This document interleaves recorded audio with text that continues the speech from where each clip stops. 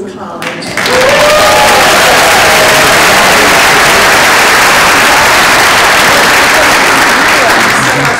It is an honor and a privilege every day to serve this incredible institution. Sometimes we say that we are nestled in the Swannanoa Valley, but if you know anything about us, you know that nestled might not be quite the right word. Nestling implies being quiet and calm. And we're a work college. We're a beehive of activity every day with a working farm. And now in the spring, wait for it, baby animals. So it is our pleasure to have you here to celebrate one of our own, Billy Edd Wheeler. We are so proud of him. And one thing that astonishes me is the way that his memoir reflects the experiences of students throughout the decades. In the past 9 months, I've had the opportunity to talk to alums from the 50s, 60s, 70s, 80s, 90s, and early aughts, as well as a couple from just last year, and they are all curious, capable, and confident. As a longtime college professor, I am awed by students who leave their homes and strike out for a brave new world, and this is what Billy Edd did. And he did it in particularly challenging circumstances. And if you've read the book, you know what I'm talking about. And if you haven't read the book, you must do so as soon as possible. But this is what he described. In mid-June 1948, I got on a Greyhound bus, leaving the hills of home, bound for the mountains surrounding a college town with the funny name of Swannanoa. The president of the college, Dr. Arthur M. Bannerman, said Swannanoa was an Indian name that meant beautiful valley. Some of the college boys said Swannanoa was an Indian name that meant last stop for beer this side of Knoxville. All I know is that as soon as I boarded the Greyhound in Whitesville and sat down, a man reached across the aisle and offered me a drink of whiskey. I said, "No, thank you, sir." And I thought once again, yep, it's a big world out there, and I've sure got a lot to learn. And if you know Billy Edd, you know that's his voice. I want to thank the Alumni Board of Warren Wilson College for sponsoring this tonight. Very appropriate, since Billy Edd is our alum. And again, it's a privilege to be here. I'd like to now introduce President Emeritus Doug Orr and Scott Bomar from BMG, Billy Edd's publisher. So please join me in welcoming them to the stage.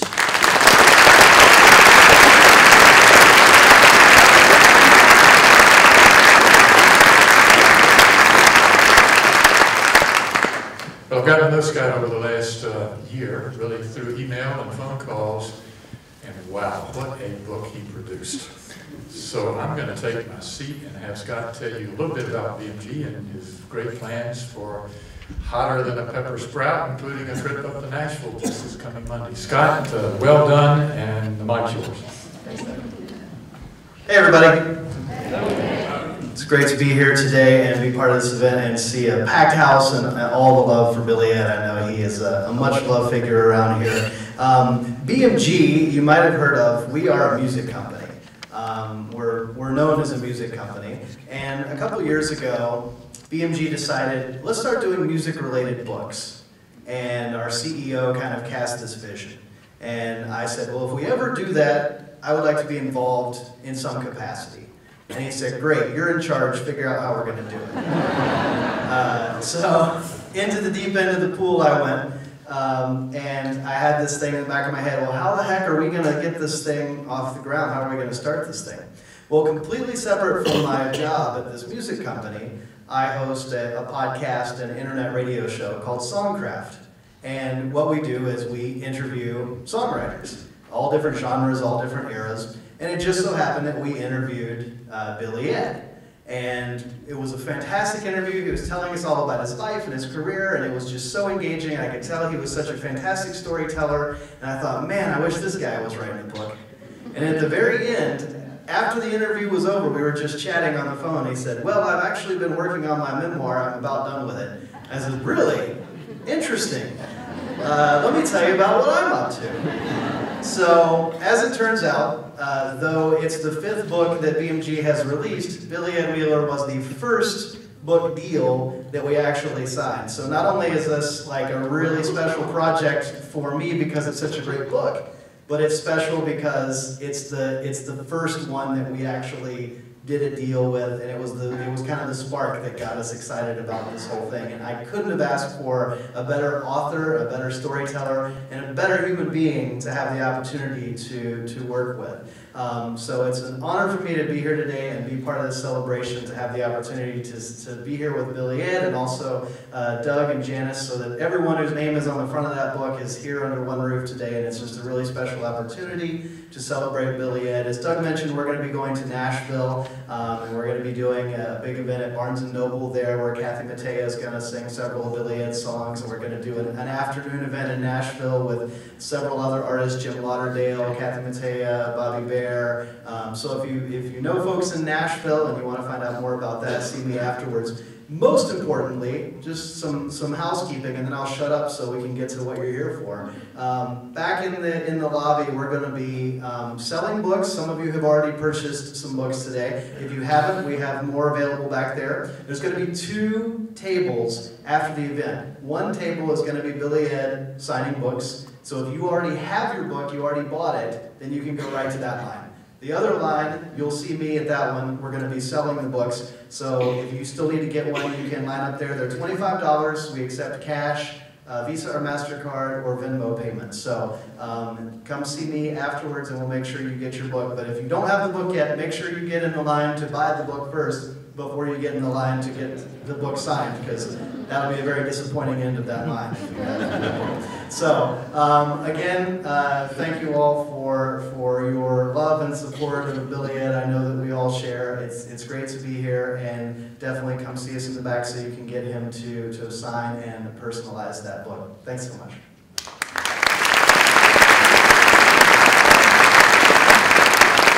Thank you, Scott. For the next hour and a half, we're going to try to squeeze into that limited amount of time 85 years of a remarkable lifetime. In fact, I think Billy Edd's probably had 5 or 6 lifetimes when you look at the productivity that he's done. We'll have a conversation that will be interspersed with a number of Billy Edd's songs, which will be familiar to you. So I want to ask you to please welcome 2 of America's finest songwriters, Janice Ian and Billy Edd Wheeler.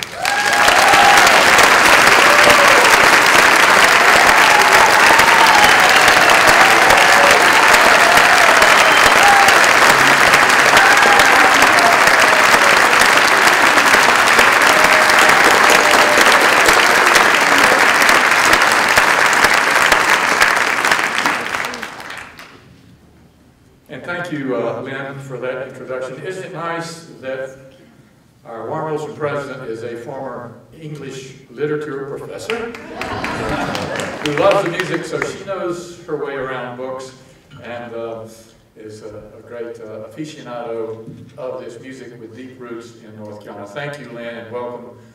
I never get tired of saying that. Welcome to Warm College. And welcome friends of Billy Edd, either directly or indirectly. Those of you who know Billy Edd, spend any time with him, know that he's a born storyteller. And he's been telling stories in various ways. All of his songs really are stories, fascinating stories, from humor to tragic. They have been recorded by 150 artists, sold about 75 million records. Wow. Earned a number of gold records as well.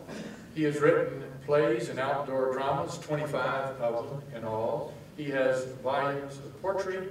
He's writing a novel right now. He's written several books of Appalachian humor, and he even tells stories through his paintings, as you've seen and as you saw on the screen prior to that.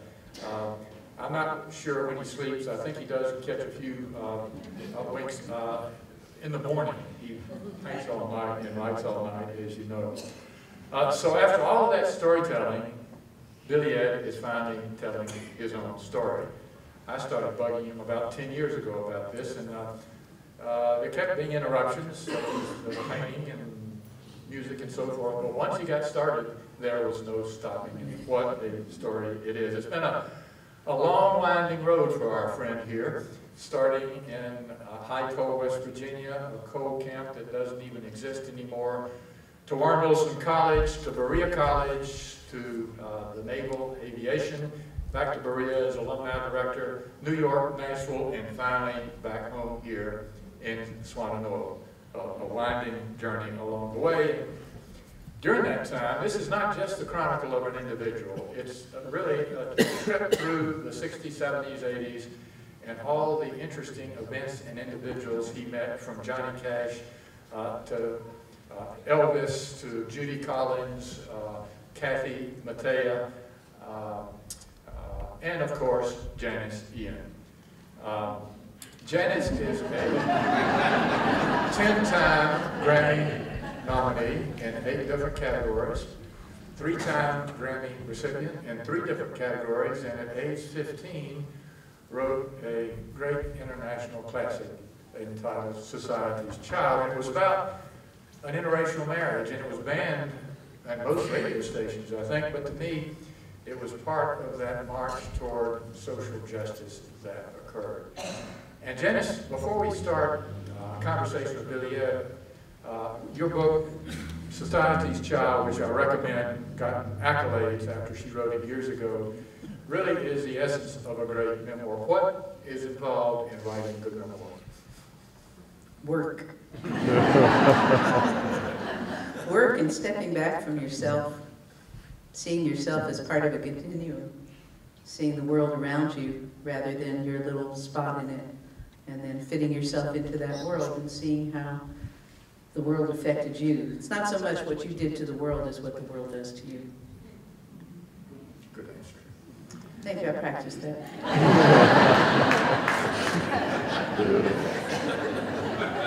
They've crossed paths many times, as you will be hearing. Well, hotter than a pepper sprout. Where in the world did that come from?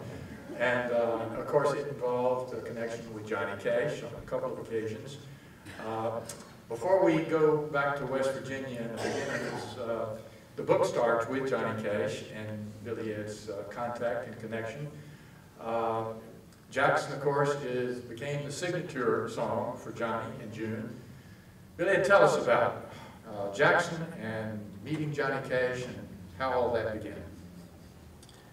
Well, I wanted to write a duo, a song that could be sung by a man and a woman, which I remembered when I was at Yale. There was a Broadway play just about to come out called Who's Afraid of Virginia Woolf by Edward Albee. We studied that in class. We had an advanced copy. And I remember the way that couple, they didn't just banter with each other. They cursed each other. I mean, it was the awfulest dialogue that you have ever even dreamed of. Well, I remembered that when I decided to write a song, and I thought, well, how can I get that into a song? And I started thinking about, what am I going to call it? So the more I thought about it, I thought, it's natural for couples to spar and to go back and forth. You know, he might say, honey, I'm going to go out and have a big time tonight with the boys. She says, well, maybe I'll go out with the girls and kick up my heels a little bit. Well, I just came up with the idea, we got married in a fever, hotter than a pepper sprout. That's how it came about, remembering Who's Afraid of Virginia Woolf. And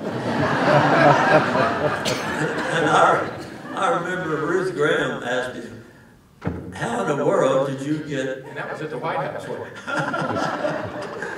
Yeah. And I told her about Virginia Woolf, and she said, you know, the creative process amazes me. How you got Jackson out of Who's Afraid of Virginia Woolf is quite a stretch. I think my whole life has been quite a stretch. Johnny Cash would often say, and he said this to Billy Edd, that whenever he and June were performing and he saw the energy in the audience sag a little bit, they'd sing Jackson and bring it right back. So I think it's time to hear Jackson from Ted White and the Whitewater Band.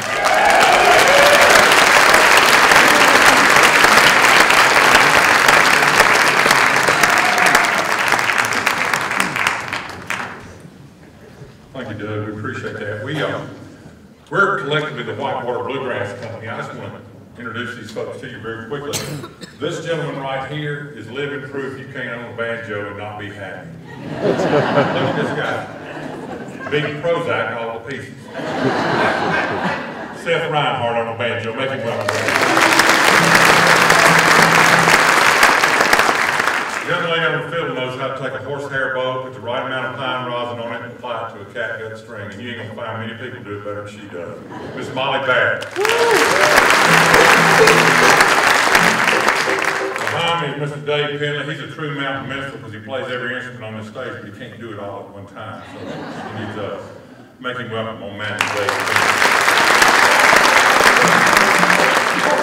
That gentleman on the guitar hears music in his heart. His family's from Madison County, and he's been doing it a long time. It comes from his heart, goes right through his fingers. He's the longest continuous member of this band. Make him welcome Mr. Bill Byron.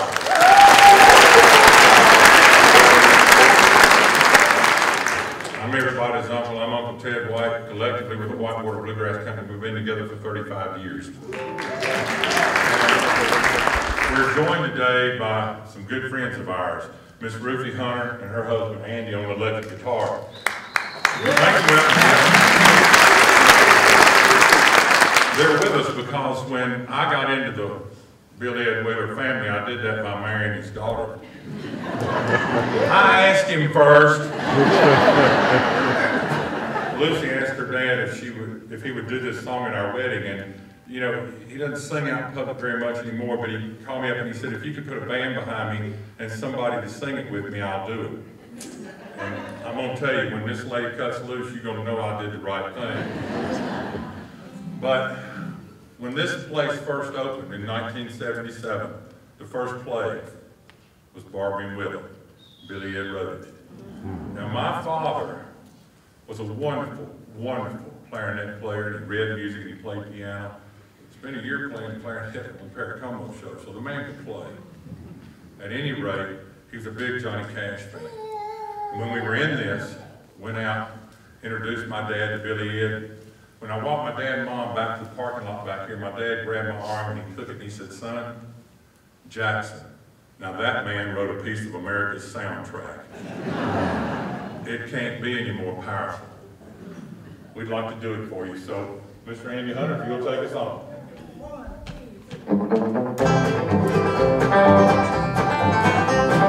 We got married in a fever, holiday in a pepper sprout. We've been talking about Jackson ever since the fire went out. Yeah, I'm going to Jackson. I'm gonna mess around. I'm going to Jackson. Look at Jackson now. We'll go on down to Jackson.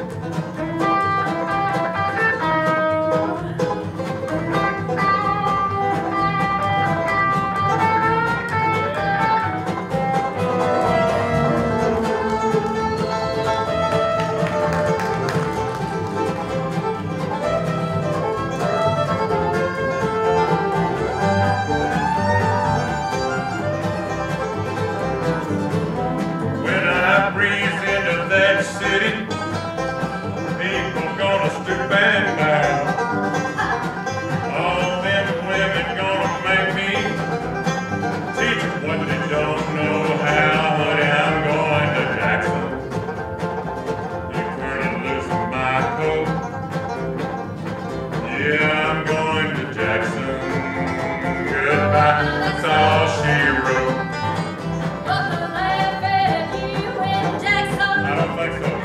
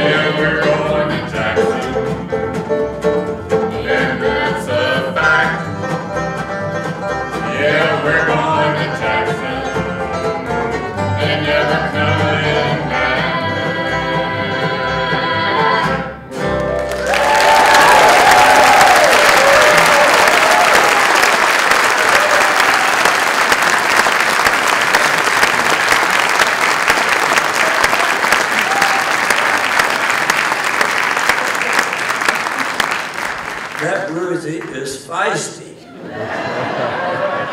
She can move over, June Carter, wherever you are. You've got competition. And the singer there, that's my son-in-law. How about that? Well, let's go back to where it all began in West Virginia. And Janice, you wrote very movingly forward to the book about those early days, and it seemed like there were two Billy Edds. I'll give West Virginia to you. But I think one of the things we found when we first met through Chet Atkins was that we had things in common that you would never think we would have in common. Outside of being artists, we were both from families that didn't have much. We both knew it. But the thing about Billy Edd, I was fortunate enough to grow up in a family that loved music and thought talent was a wonderful thing and should be encouraged. Billy Edd had to leave home to discover that. And one of the things that has always struck me about him was that there were two Billy Edds at that point. There was the Billy Edd who had a family that had it all worked out for him. He was going to go into the family business, become a coal miner, and he was going to stay where he was and just carry on that tradition forever. And then there was the Billy Edd who, I believe, was born an artist. And if you're born an artist, that's what leads you, no matter what the people around you do, no matter what the people around you say.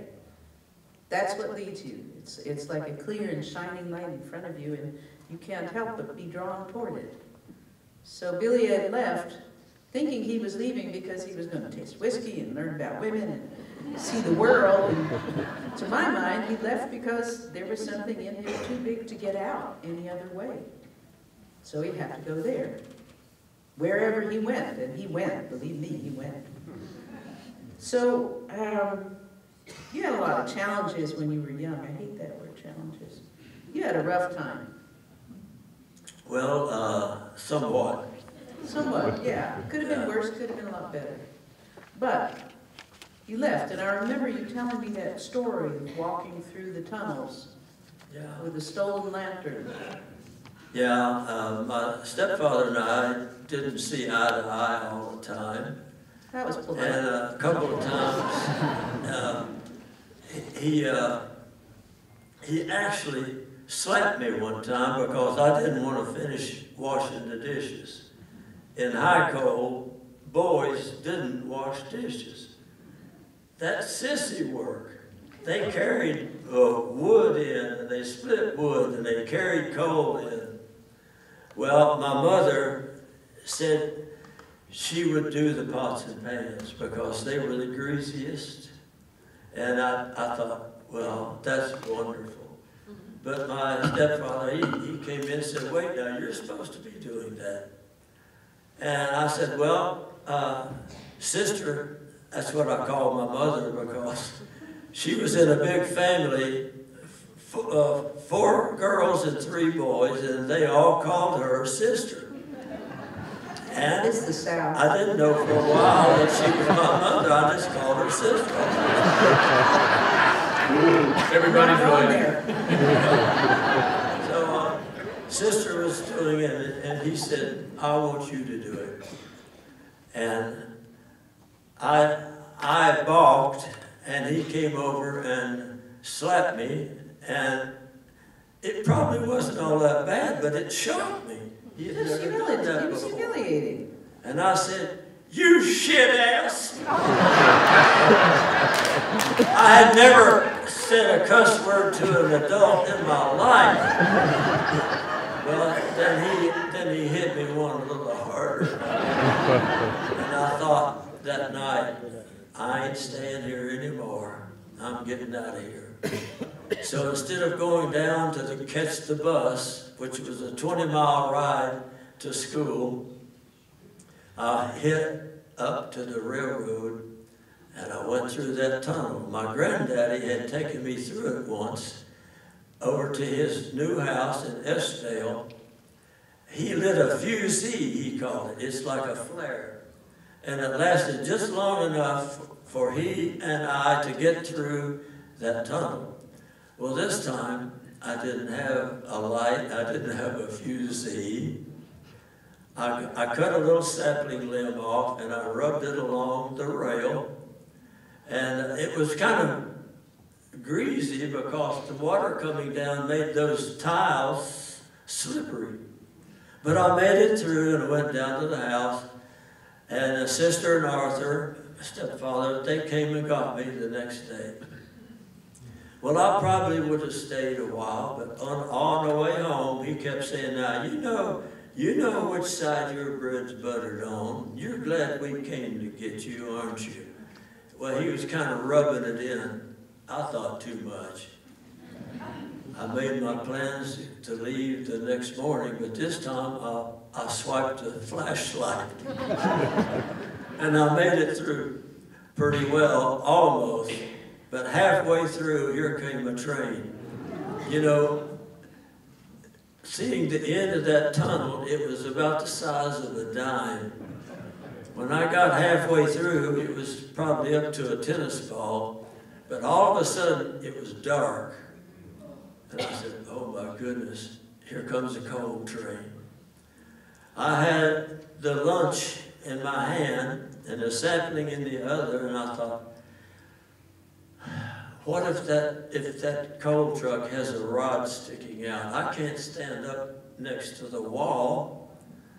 There was a ditch there, it had a lot of water in it. I said, here I come, buddy. I lay down in the ditch, and the train went by, and I remember those cross ties would bounce up and down from the train. And those goose egg sized gravel were hitting me a few times, and one of them went into my poke, the lunch, that's what we called a bag back then, a poke.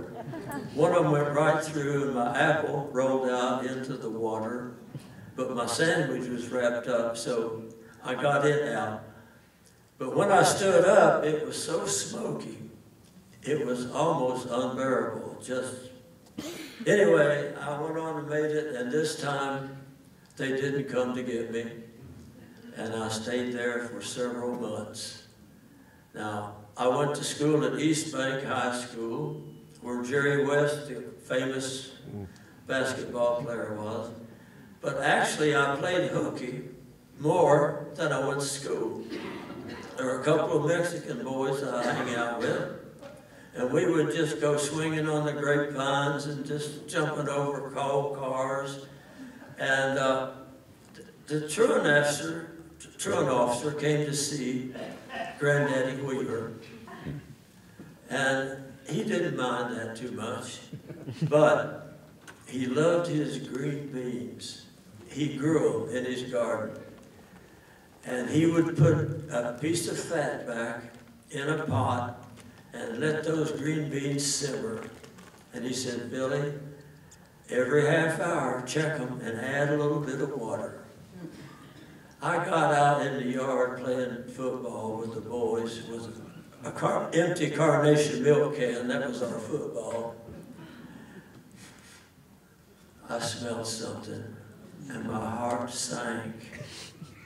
I rushed into the house and those beans were burned. I took it off, I scraped off what I thought were the good ones and scraped out the other ones and threw them away, added some water, put the fat back in.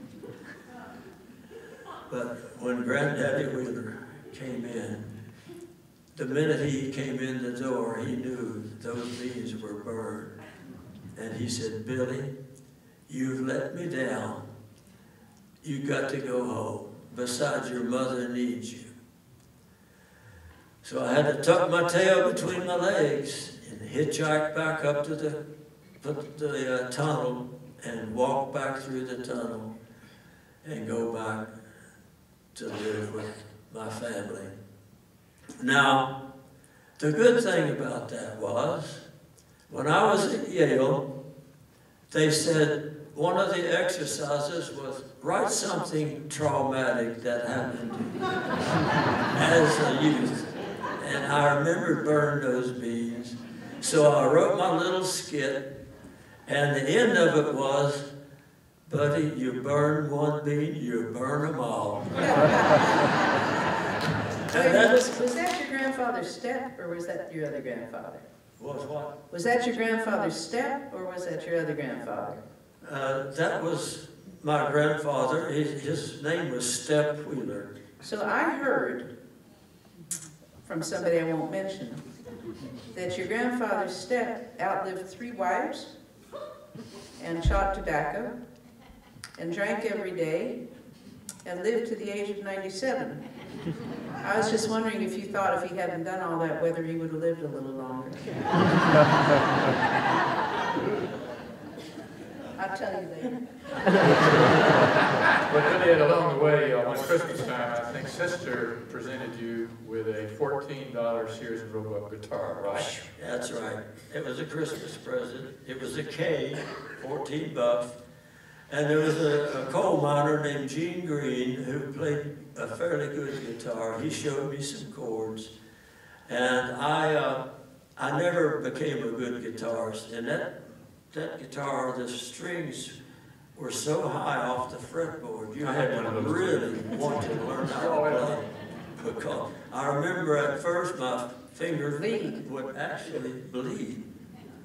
But with time, I got so I could press them down, and I wrote a song called Paperboy Blues, because I delivered paper, and it was a terrible job because I had to get up at 5 a.m., go down and find the newspapers from Charleston, put them in my bag, and go all down through the camp and back up before I got on the bus.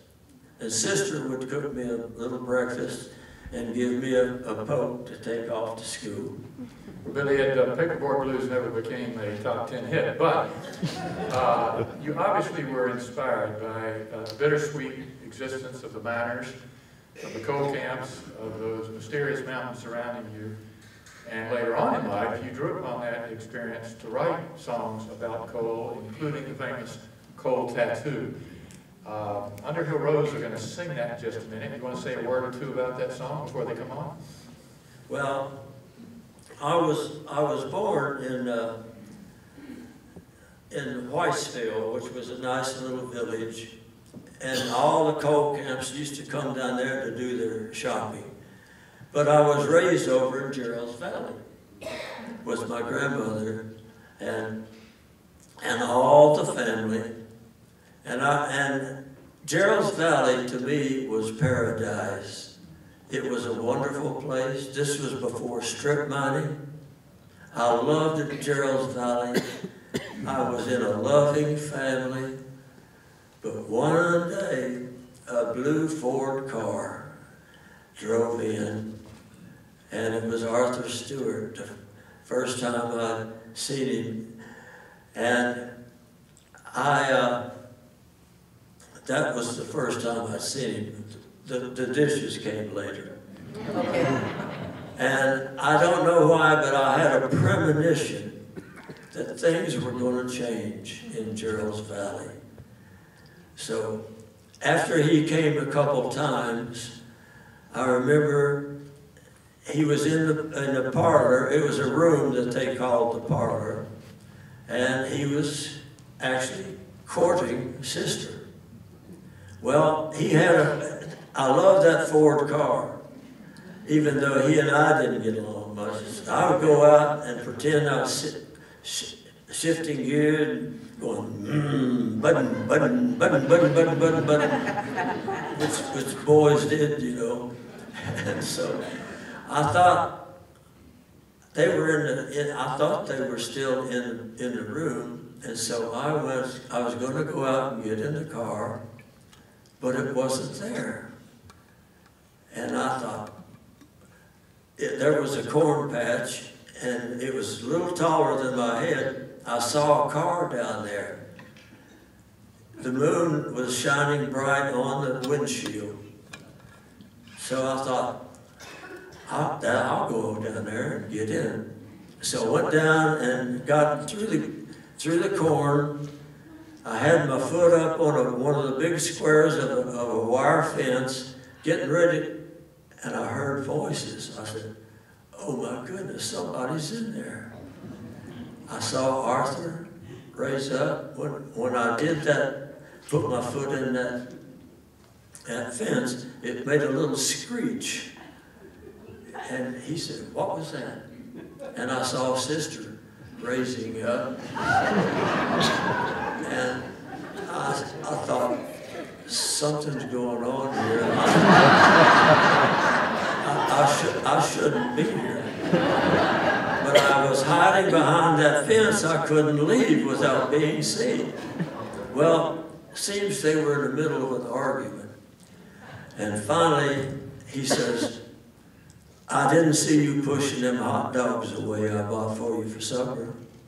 I'll not stand for being pushed away.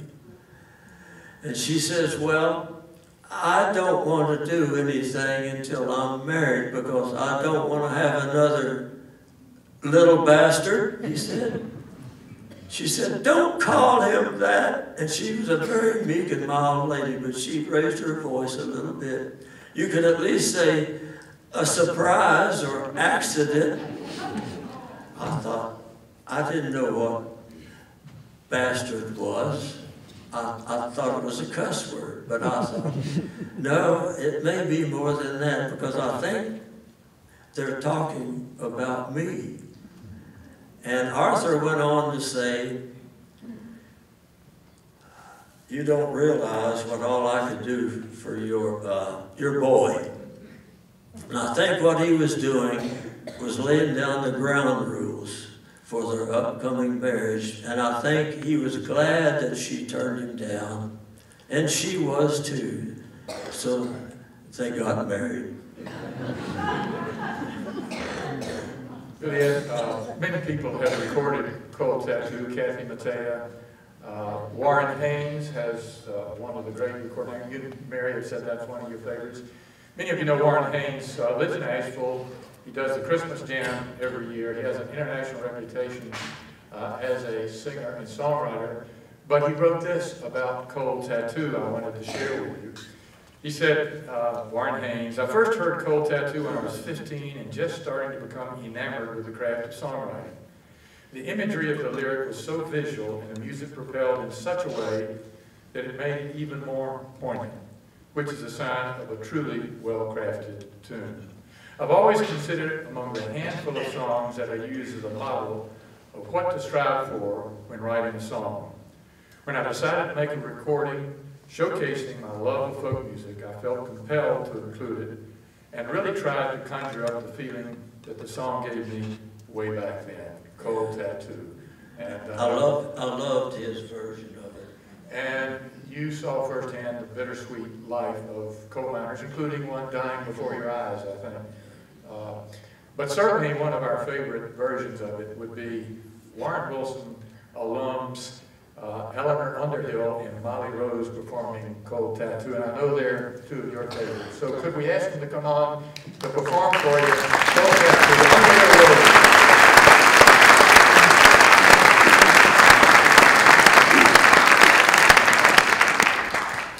Well, it's certainly an honor to be here. Thanks for having us.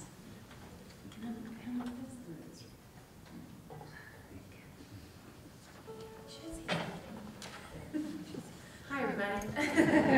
This is great to be here, and it's been a little while since I've actually been back on campus, and it's just so beautiful to be here in the springtime. These are really memories. Absolutely. This version of Cold Tattoo that we're going to do is one that we learned from Kathy Matea. So we studied her version of the song today, and I know there's a couple different interpretations. The Warren Haynes version ends a little bit differently too, but we hope you enjoy.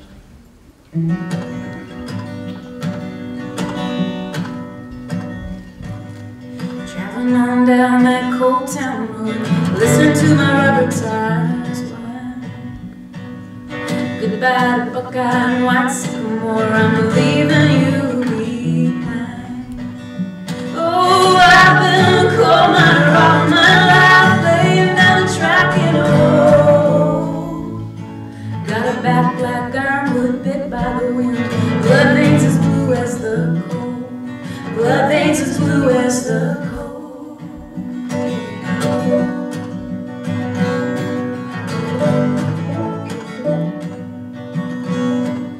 Somebody said that's a strange tattoo you have on the side of your head. I said that's a blue mark left by the cold, a little more and I'd have been dead. Oh, I love the rumble and I love the dark, the cold of the sleigh. But it's going down the dirt road looking for a job, traveling and looking ahead, traveling and looking ahead.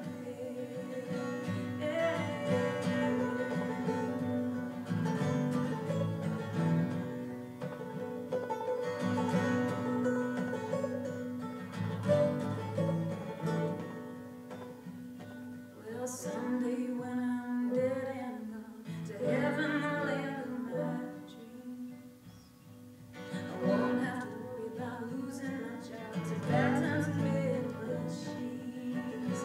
Oh, I got no house, Lord, I got no job, just got a worried soul.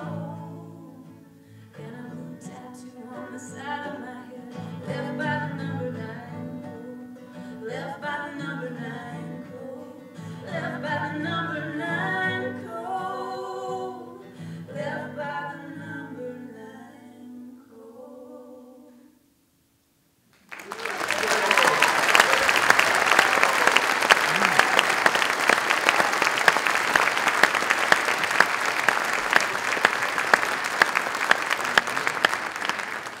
They'll be back, and if you want more West Virginia tales, you'll need to read the book.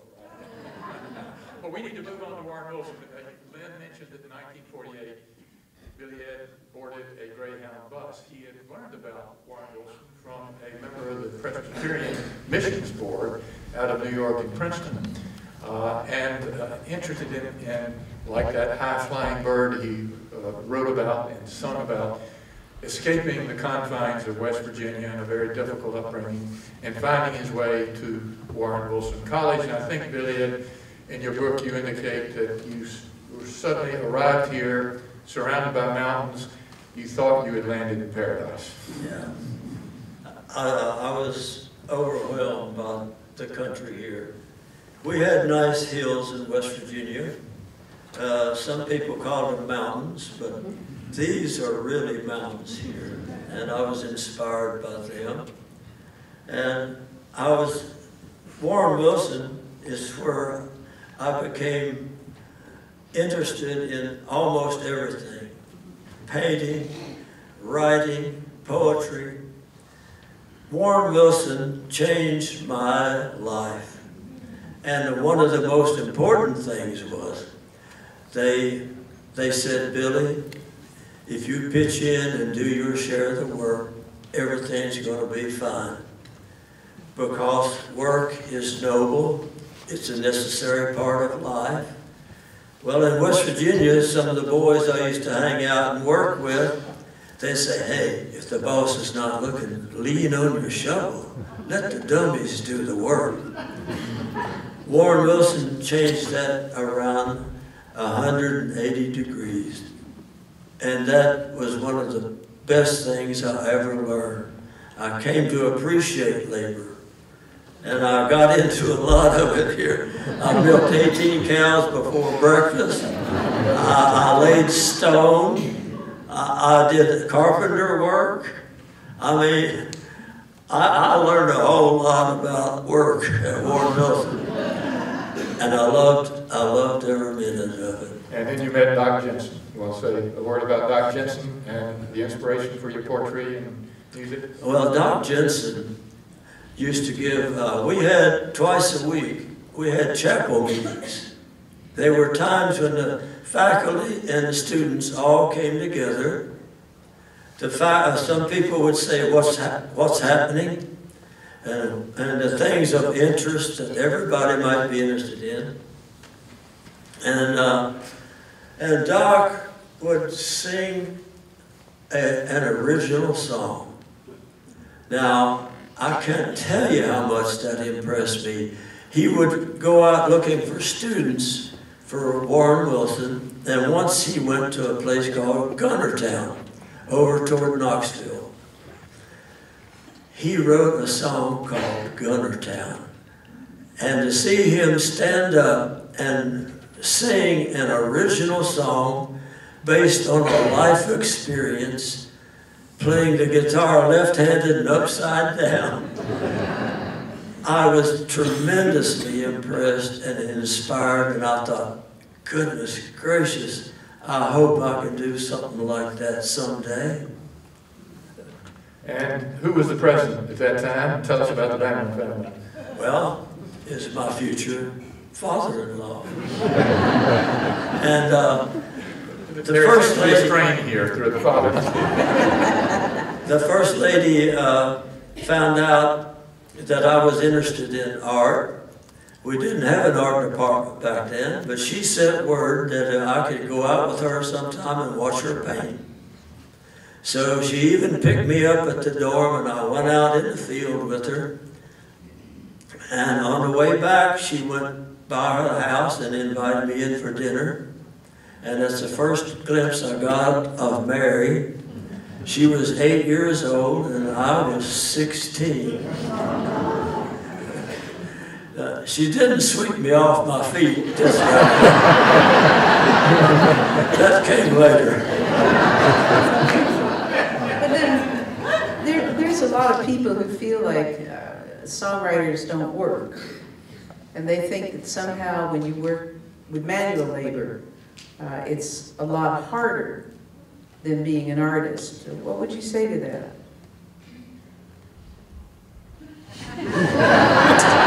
I'm pretty much with you there. Well, I think a lot of big-time songwriters have been known to say, if you have to sweat it, it's not working. But that did not happen with me. For Coming in the Roads, for instance, I worked hard on that song, and it took me a long time to get it right. And so it started out in pleasure with a great idea, and it ended up just plain old hard work. Right. That's what I find too, and I admit my dad dug ditches, and we were on a farm, and everybody did manual labor as needed. And I've always been grateful that I didn't have to do it further than feeding the nasty old chickens when I was young. But it seems to me that if you're really dedicated as an artist, you work, and you work, and you work. Yeah, I agree. So milking them cows was really a part of your songwriting. That's right. One other little anecdote before we leave Warren Wilson I'd like you to share with us, because in 1952, this little college made history, and that in part of the civil rights history of our country, in 1954, Brown versus the Topeka Board of Education, to integrate the schools. But in 52, Dr. Bannerman, Dr. Jensen, and others had the courage to integrate Warren Wilson College when Alma Shippey came here. You knew him well. You want to comment on that experience? Well, on the way down to dinner one day, Dr. Bannerman's secretary was walking beside me, Annette Schaefer. She said, "You know, we're getting a person of color coming to Warren Wilson. Would you be willing to room with him?" I said, "Absolutely, yeah." Well, it turned out that there was a vacant room next to mine, and so I didn't end up rooming with him, but there was something going around saying that because all of us couldn't room with him, they would all take off the hinges of their doors, which symbolically meant we were rooming with him.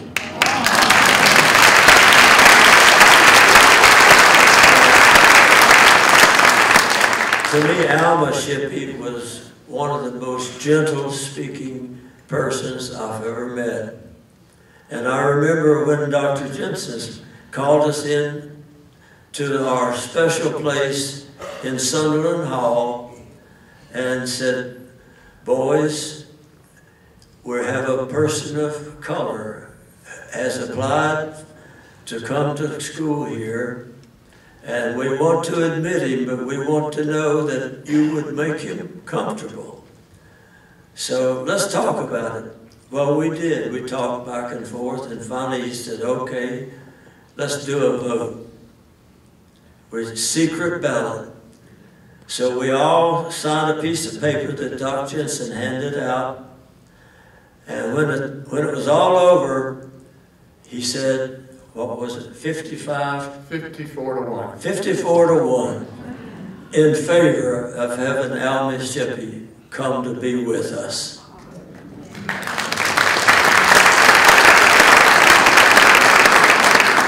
So Lynn Morton, you and I have been standing on some strong shoulders, haven't we? What courage that must have taken. Well, it also must have been very emotional for you, Billy Edd, when your time at Warren Wilson concluded. You did the last 2 years of high school, the first 2 years of college. Warren Wilson was a 2-year institution then. So like many others, Rich Belando was here, you went on to Berea. But as you were leaving, and with the nostalgia and sentiment, you wrote a beautiful poem that you recite in your book, and I'd like for you to read it, please. The last day I was here, I went down to the barn and I said goodbye to Duchess, the horse that I used to take out to spread fertilizer with. I went to the piggery, said goodbye to the pigs. I went to Daisy Hill, where I used to love to go and look back down at the college. And I wrote a poem. The hills are friendly here. Valley loam stretches wide. Cutting thistles in the school's dairy pasture with my hoe, in bright yellow early summer sunlight, I knew I had found home. A soil to sow the anxious seeds of my longing spaces. Space between high mountains for mine to glide, or climb to the limits of its wings, then tumble back on itself, free-falling, feather over tail, like birds mating in air.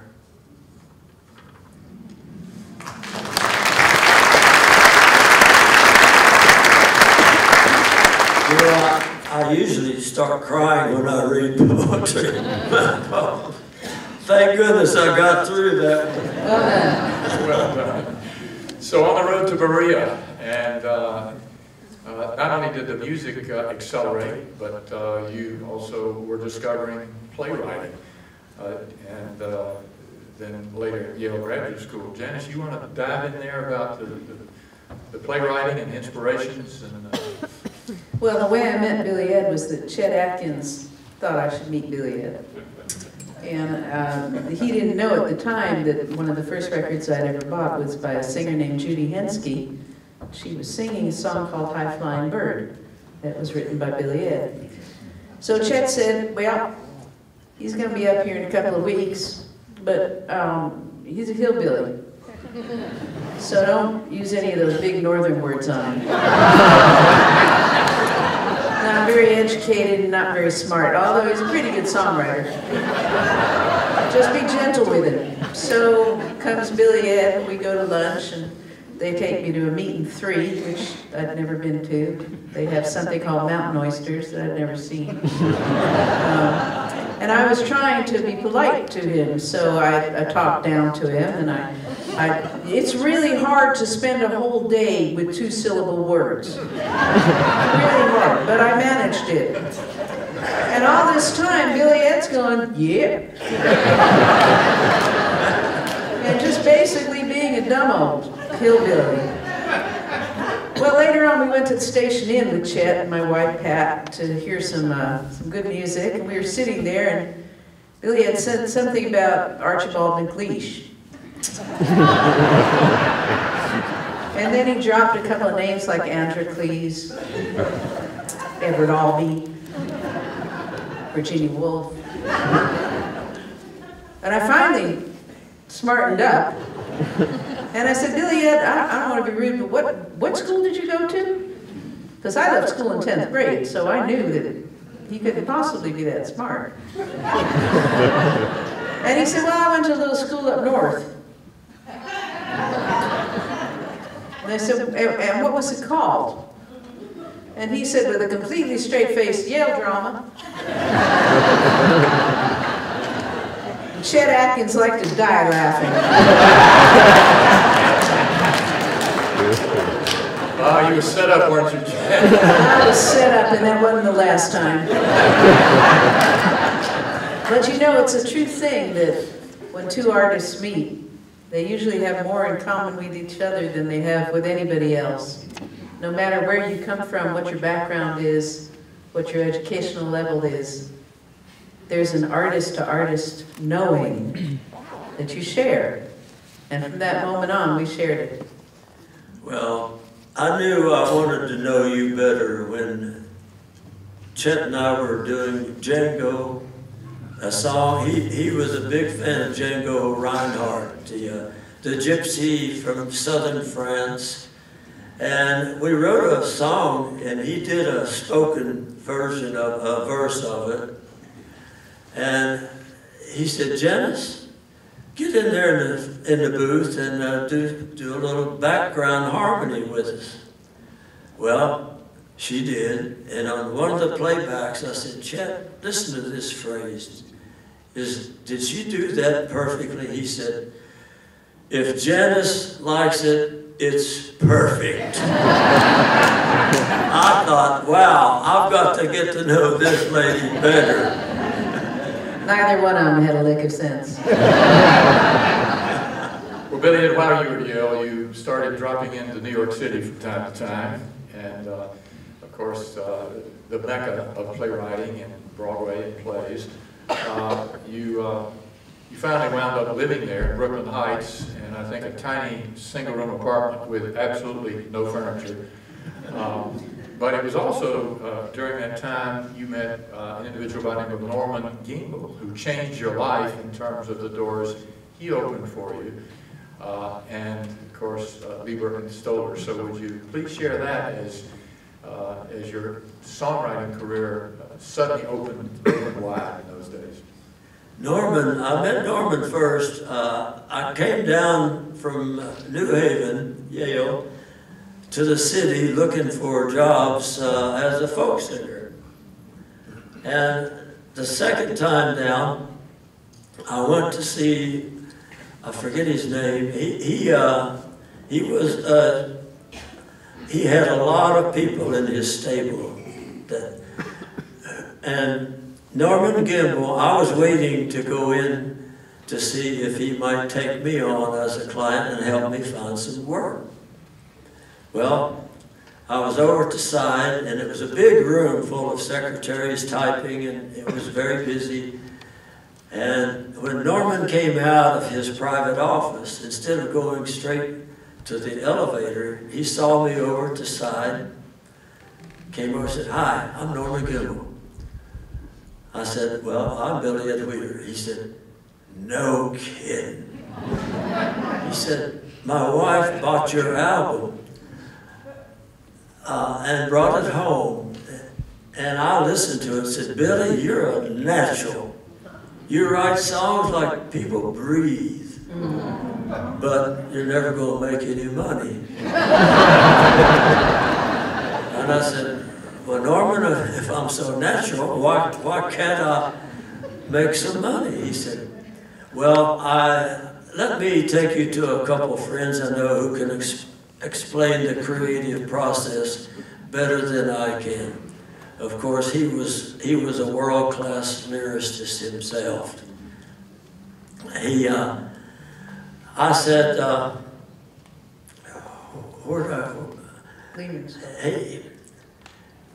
he said, "I'll take you to a couple of friends of mine who have written and published probably more songs than anybody in New York. They wrote Hound Dog, Stand By Me," he was rattling off all these on Broadway. I mean, he said, "I'll take you to meet them." Now that's unusual because big-time producers like they were producing Elvis, writing 16 songs for him, Peggy Lee, the Coasters, the Drifters, all of that. They don't want a singer to come and stand in front of them and sing because they don't want to have to interact with them personally. They want a tape. Well, in this case, Norman took me right into their office. They sat down patiently. I would sing a verse and start into the chorus, and they said, "That's enough, Billy, next." I did it again, next. After the third one, they said, "Billy, you write good folk songs, but we can't use that stuff. We have to have commercials things that can be played on the radio." And I said, "Well, boys, how do I get better?" They said, "Start listening to songs more critically. What's it about? That's the most important thing. If you know what it's about, write an opening verse, get to the payoff as soon as you can, and then write a verse to tie it all up."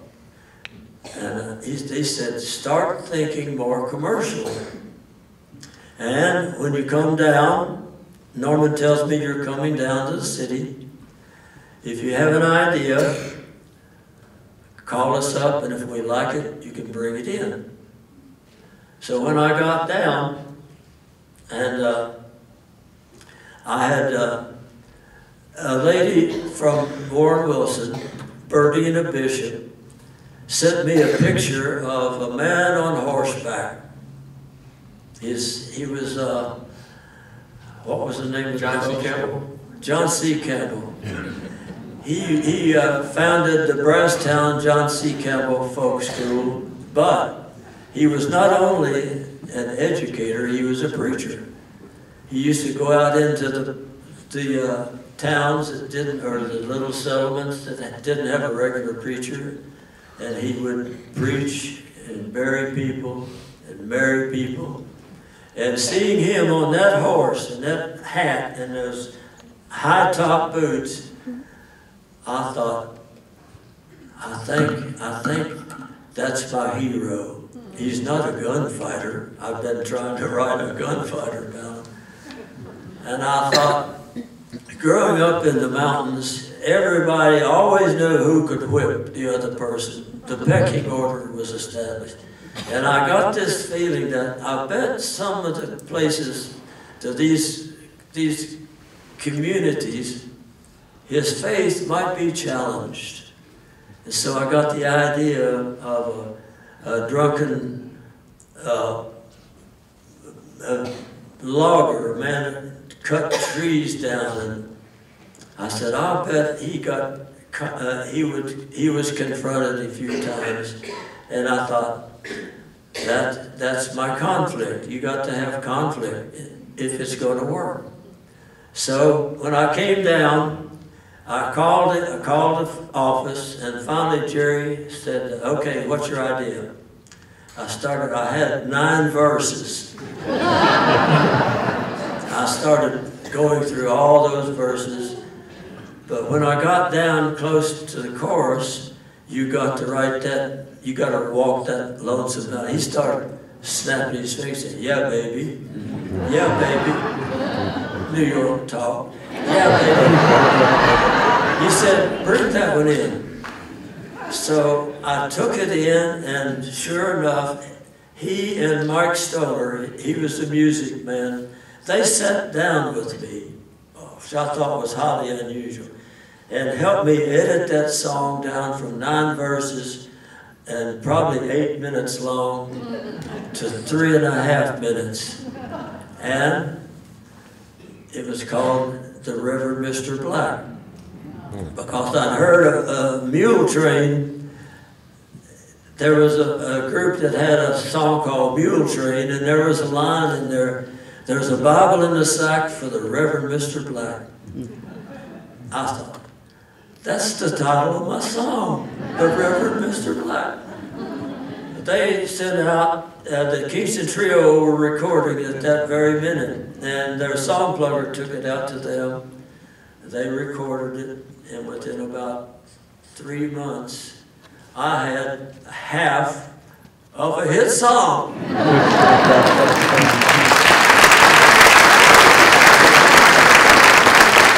I recall, the book has sold 250,000 copies and has been recorded by many, but we have, right here on our stage, Whitewater Bluegrass, Reverend Mr. Black.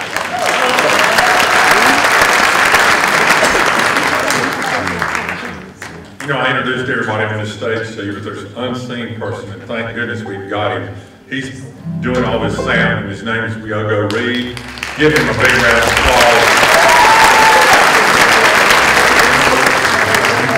Because I forgot to take the mute off of my bass amp, and he came up here and did it. Now, Billy Edd Wheeler has sold 60 million copies of his songs. 60 million. Worldwide. Now that's a work ethic. You hear Warren Wilson, that WWC stands for We Work Constantly. If you don't mind, stand up. Now this is a Presbyterian school, but we're going to act a little Baptist here. There's a verse down here called I Gotta Walk That Lonesome Valley. You take a deep breath because you can't get no sound out of a full bar. We're going to get in there and sing an our cue. He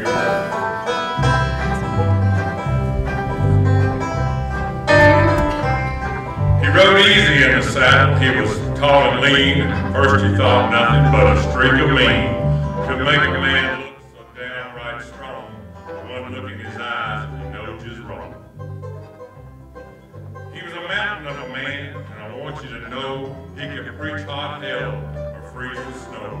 He carried a Bible and a canvas sack, and the folks all called him the Reverend Mr. Black. He was poor as a beggar, but he rode like a king, and sometimes in the evening I could hear him say, get ready, you gotta walk that lonesome valley. You gotta walk. Sing, children. Ain't nobody else.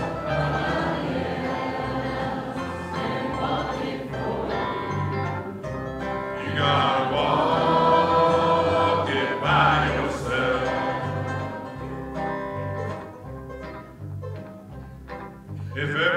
have thought that this man in black was soft and had any yellow on his back.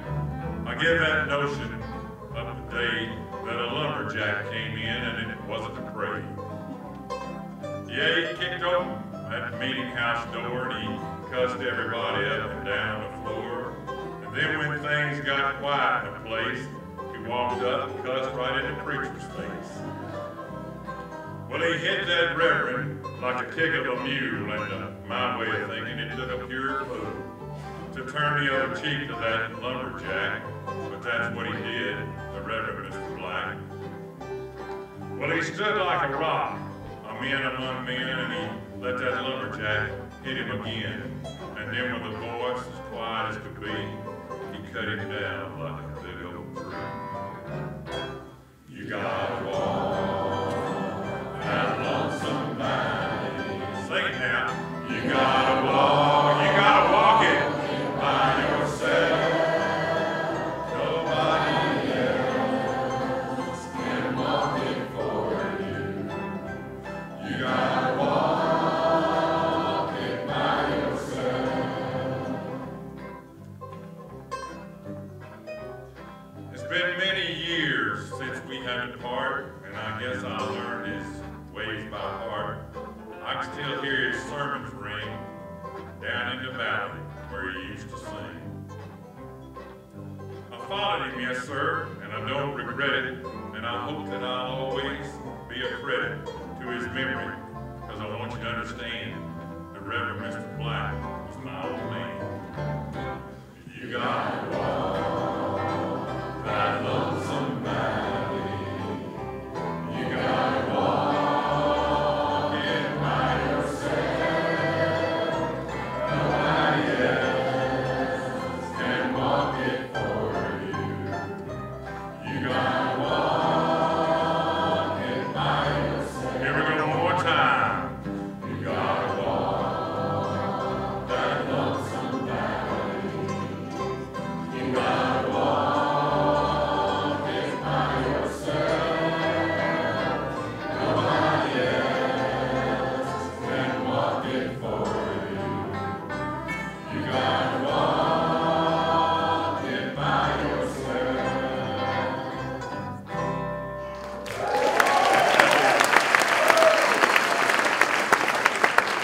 White Bar Bluegrass. Thank you, son. Y'all sounded pretty good out there. Well, we could linger on the New York days a lot, including an even more important event that occurred, and that was Mary. They began a romance. They were married in the Williams Chapel here on campus in November 1963. But I'm not going to turn it over to Billy Edd to talk about it, because he'll never stop talking and he'll never stop crying if I do marry. And so it's a lovely story. And they were living on nothing in New York in a little apartment, but then the Reverend Mr. Black came along. The rest is history. But I'm struck by how Mary, your mom, started preparing a home here in Swannanoa, and over the years that beckoned you home. But we do need, in the interest of time, to move on to Nashville, which I think about 1966. And there on the scene, Billy Edd was really getting into the big time, meeting Elvis, Johnny Cash, and of course, Chet Atkins and Janis Ian. So Janis, I'm going to turn over to you, and these were also playwriting days as well as songwriting. Any memories of those Nashville times, in addition to what you shared with us? Well, I came late to Nashville. I didn't really get there. I was there in '72. CBS Records didn't want to sign me, and then they made a bet with my producer that if I could get a bunch of drunken promotion people in Nashville to give me a standing ovation after 3 songs, they would sign me. So that was my first experience of Nashville. I actually have always been curious about Coming of the Roads, and I wondered if you would talk about that. I went driving back to see my granddaddy, and there was a long stretch of road. it seemed like it was like 15 or 20 miles straight looking at this mountain ahead, and the top had been cut off. And it just broke my heart. And I was inspired to say something about that. And that's how I got the idea to write The Coming of the Roads. But how did you put that together? Well, I can't remember. And there you have it. That's the true artistic moment. But Janice, I know you would agree. Many say it was one of the best crafted songs out of the 60s. It certainly is one of the finest in my opinion. How The Coming of the Roads completely not only changed the environment, but also ended a love affair and a romance and changed lives. Well, you know, I wrote that. I worked on it really hard. And when Mary and I came down, we had a rented house up on Rainbow Ridge, just around the corner from here. And I worked like the dickens on that during our honeymoon. And I would sing it for Mary, and she would make comments, which she's always made some comments. And speaking of the honeymoon, Mary, you can't make this stuff up. For their honeymoon, they went to Missouri and attended the Banana Festival. Is that right? West Kentucky. Oh, it was Western Kentucky. Well, Coming of the Roads, of course, a signature recording was Judy Collins, many of you remember. Peter, Paul, and Mary recorded it well, but certainly one of my favorite versions would be Underhill Road. So please come back,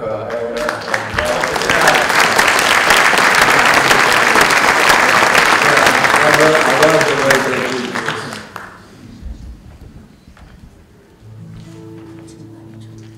this. Well, I just want to say this is one of my very favorite songs. The first time I heard it was on a service trip to Hot Springs. Of course, you're required as a student here to do your 100 hours of service. At least it was however many years ago. We won't tell. We won't tell. And someone on that trip performed this song. I had no idea at this time who Billy Edd Wheeler was. I didn't know it was by him, and later connected the dots. So it's just such a beautiful song, and we're honored to sing it.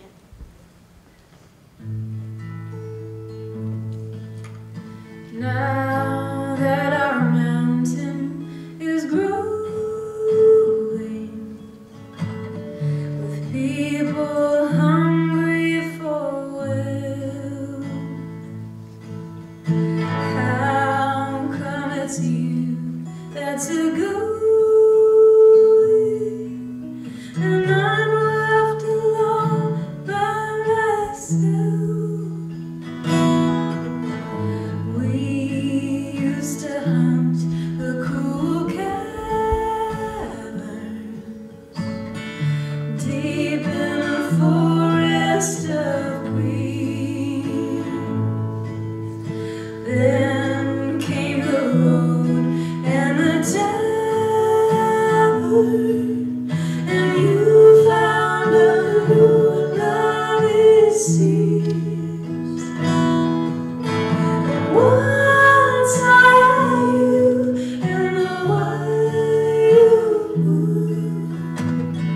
now it's just dusty roads, and I can't help but blaming you going on the coming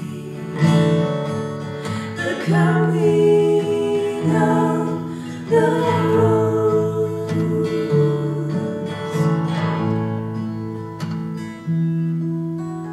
Look how they've cut all the pieces, our ancient poplar and old, in the hills.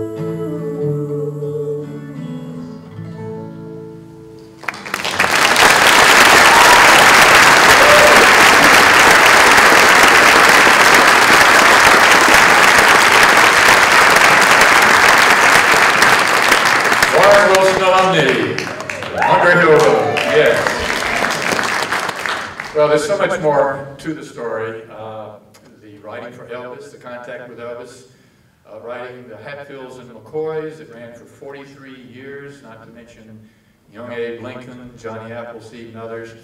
But we are cognizant of time, so we're going to get into the home stretch here with a couple more songs. And we're going from the sublime to the ridiculous here, and that one of the great hits in the history of this country was about an outhouse. Ode to the Little Brown Shack Out Back. Now, we had debated whether in the area of humor it would be the Little Brown Shack or I Still Write Your Name in the Snow. You got the image? You know what the calligraphy, yeah, okay. But we opted for the outhouse because it seemed more personal. And it did become the one song Billy Edd wrote that his recording rose to the top of the Billboard charts, a top 5 song. There were some stations that refused to play it. It was banned in Boston. I didn't know anything was ever banned in Boston. And some country music stations. But before Billy Edd, we bring our partner in crime in the Elvi, Rich Belando. Tell us a little bit more about the inspiration for Ode to the Little Brown Shack Out Back. I know it was a very personal journey for you. Well, I didn't have to do research.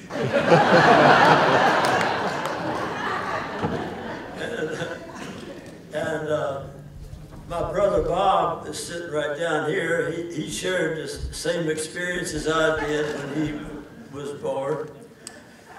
And I tell you, the song sounds very nostalgic, but it's a big lie from beginning to end because I hated those things. In the song, well, you'll hear it. It's one of the most beautiful things I ever knew about. Ode to the Little Brown Shack Out Back. Ted and Whitewater Bluegrass, back us up. Rich, come on out. Billy Edd. Yeah.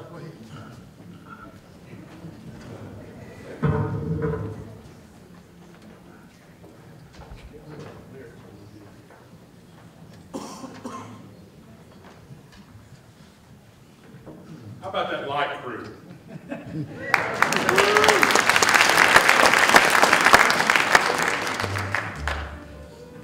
On each side of this thing, right?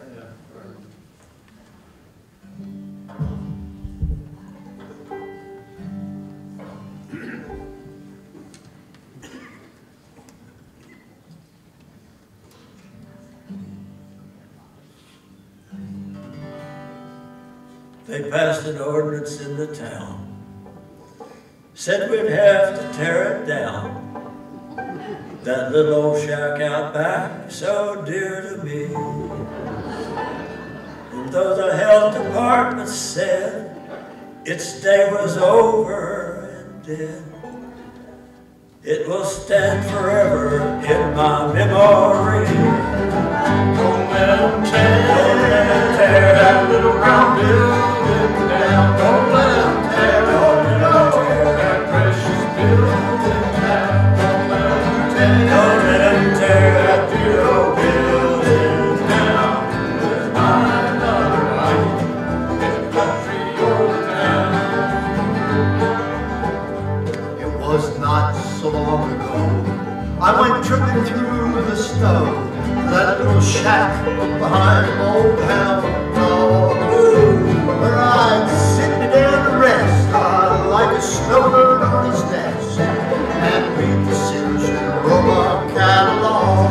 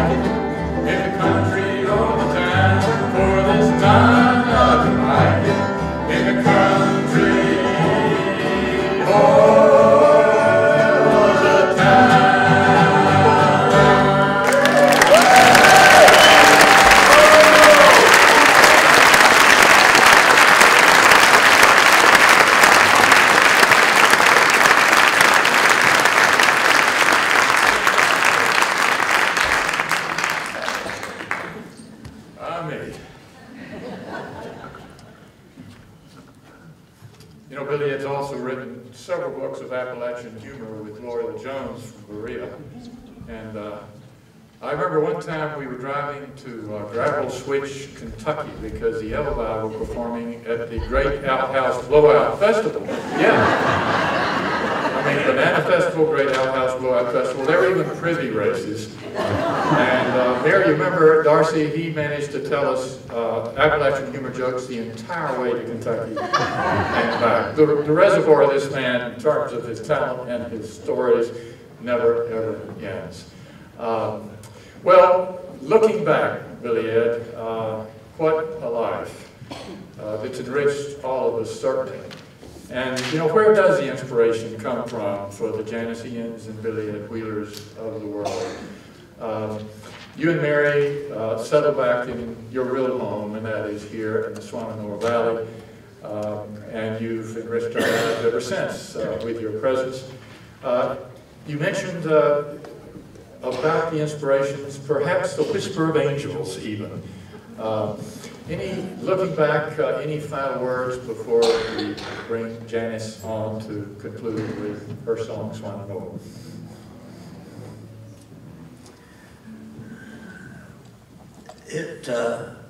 As I said earlier, my artistic life, my spiritual life, everything started at Warren Wilson College. So I can never, ever repay the college for all it gave me.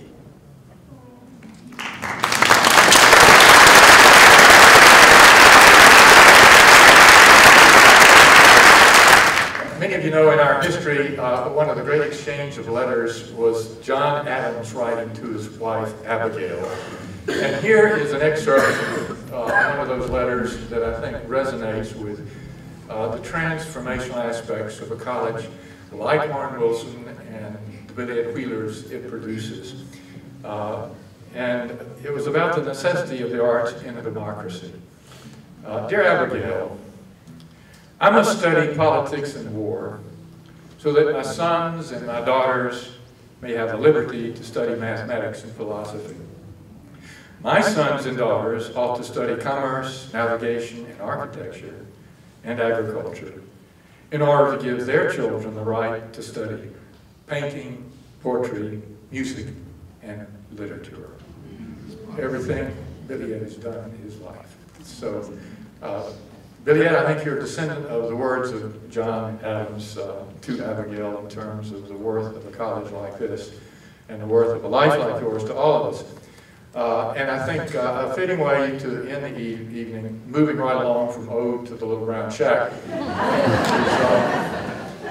no one, I think, has captured the spirit of this place any better than Janice Ian. She's taught the Swananoa Gathering many, many years. And a few years ago, she decided she wanted to capture that spirit with her songwriting pen. And she wrote the song Swananoa that also concludes the epilogue to Billy Edd's book in the very last part of it, Swananoa. So, Janice, would you please share with us your song, accompanied by Beth McGill as well on the penny whistle.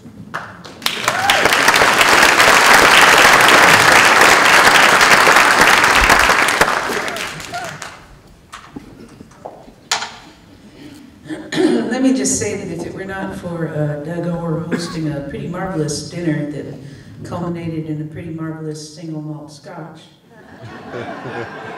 and Jim McGill not attending, and Billy Edd not bothering me, I would never have done Swananoa in the first place. So it really has become the place that I go to reconnect with my work and with my roots. Even though they're not here, you would be surprised how much this area has to do with the Catskill Mountains, which is where I learned all the songs. And the song started as just a morning when I woke up and I looked out over the hills and they were so misty. And I thought about the way that the fog hit the clouds, hit the sky, and it was almost like one of a piece. And 4 years later, there was a song. So there you go, it just came like that.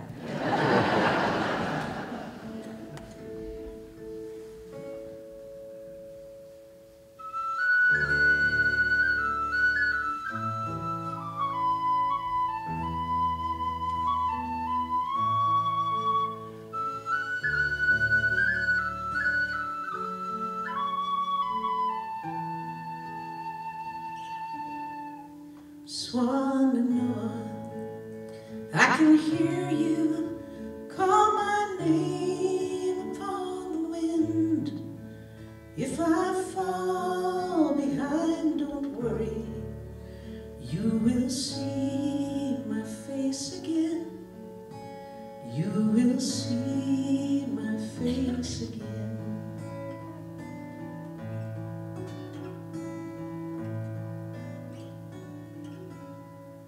Swan Noah, I'm longing for my home so far away. I will carry you within me from the cradle to the grave, from the cradle to the grave.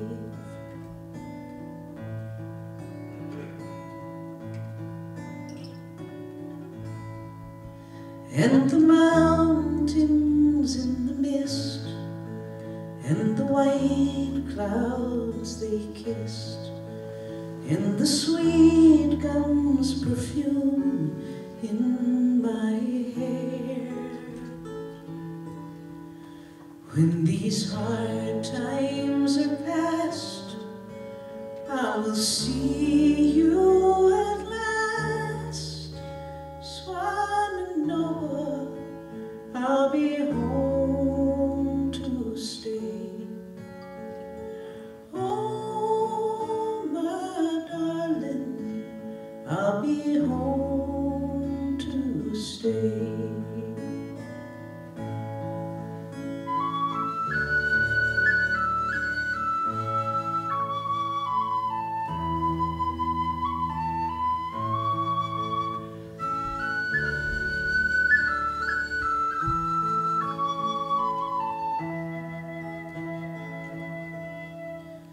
When these hard times have passed, I will see you at last. Swan Noah, I'll be home to stay. Oh, my darling, I'll be home to stay.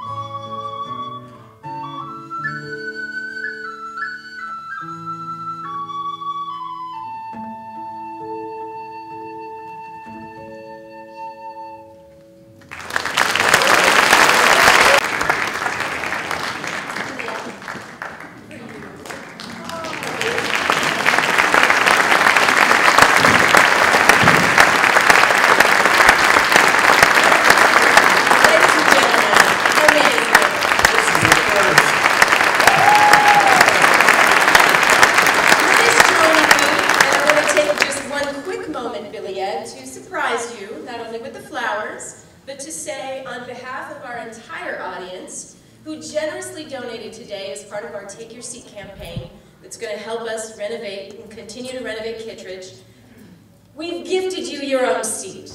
And there it is. It's got your name on it. Anytime you want to come, you can sit right there.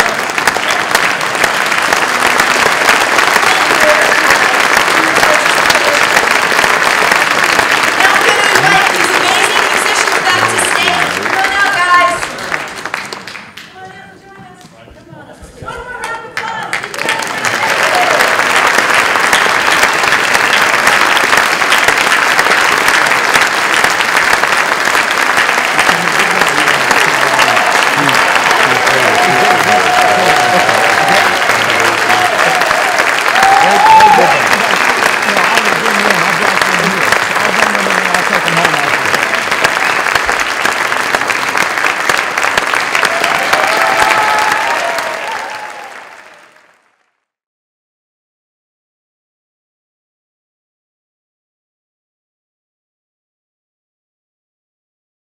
Thank you for asking us to be a part of this. I would just have to say that it's the honor of our life, really. This is just the highlight. highlight of our life is to be able to do this today. I've been familiar with his music for a long time, but never actually met him until last week, which was at our rehearsal here on campus, and we actually played the song Jackson for him, which was a little nerve-wracking, just knowing that the man himself was in the room, but it was really an honor as well to get to meet him and to play his song for him like that. I've known about Billy Edd's music for years and years. Growing up here in Western North Carolina, his songs are very famous, especially in our area, because he's one of the hometown guys, you know. Billy Edd, thank you for your contributions to music. I tell you, you're legendary in these parts, and we're very thankful for you. We were both influenced by Billy Edd early on without knowing it. Joan Baez was a big influence on me. Of course, I knew all the songs by Elvis and Johnny Cash. So without meaning to, he kind of influenced us, particularly with a few songs that he's written over the years. Billy Edd, thank you for all you are, and thank you for all you do, and thank you for the amazing music that has inspired me personally so much as a musician myself, and my hat's off to you. It's been a great opportunity to know you and become friends with you, Billy Edd. You're a genius, and everyone in our family, you know, respects you, and many of your Berea friends do as well. We're kind of brothers in tomfoolery as well as serious music, and it's been a great privilege in my life to know Billy Edd and count him in one of my dearest friends. Billy Edd and I found we had an awful lot in common outside of the usual bragging rights to Grammy Awards and whatnot.